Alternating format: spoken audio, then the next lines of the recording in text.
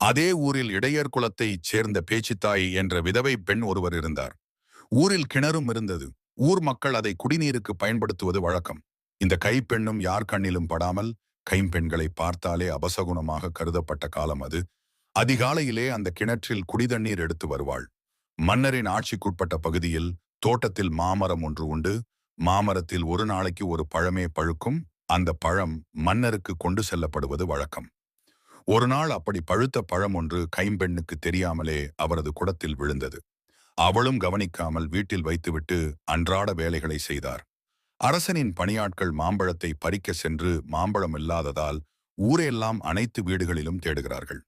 கடைசியாக கைம்பெண் வீட்டில் தேடி அவள் குடத்தில் இருந்து பழத்தை எடுக்கிறார்கள்.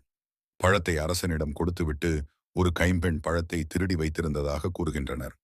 பணியாட்களின் பேச்சை நம்பிய அரசன் அவளை கைது செய்து வருமாறு கட்டளையிடுகிறார். அந்த பெண்ணை அரசனிடம் வலுக்கட்டாயமாக அழைத்து செல்கிறார்கள்.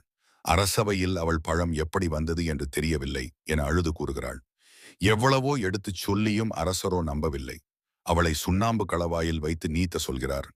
இறக்கும் தருவாயில் அவள் நீதி நெறியை நிலைநாட்டி, இங்கு குடிகொண்டிருக்கும் கற்குவேல் ஐயனாரே, நீரே சாட்சி, தவறான நீதி வழங்கிய இந்த மன்னனின் பூமி மண்மாறி பொழிந்து மண்ணாக போகட்டும்.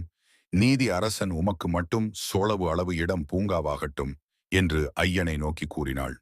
அந்த அபலை பெண்ணின் சாபம் பலித்தது. அந்த மன்னனின் இடம் முழுவதும் மண் மாறி பொழிகிறது. மழை இல்லாமல் பூமி வறண்டது. அந்த பெண் தன் நம் கோவிலில் சேலைக்காரி அம்மனாக அருள் பாலிக்கிறாள். விவசாயத்தையும் ஆடு மாடுகளையும் நம்பி வாழ்ந்த மக்கள் வாழ வழியின்றி தவித்தனர். குடிக்க தண்ணீர் கூட இல்லாமல் என்ன செய்வது என்று தெரியாமல் தாங்கள் வாழ்ந்த பூமியை விட்டு இடம்பெயர ஆரம்பித்தனர். ஊரை விட்டு போகலாம், ஆனா குல தெய்வத்தை விட்டு போக முடியுமா? நம்ம போன பிறகு யார் கோவிலுக்கு பூஜை செய்வார்கள் என நினைத்து 7000 பண்ணை சார்ந்த பிள்ளைமார் சமுதாய பூசாரிகளை அழைத்து அவரது வம்சா வழியினரே கள்ளர் எனும் இளநீரை தேடி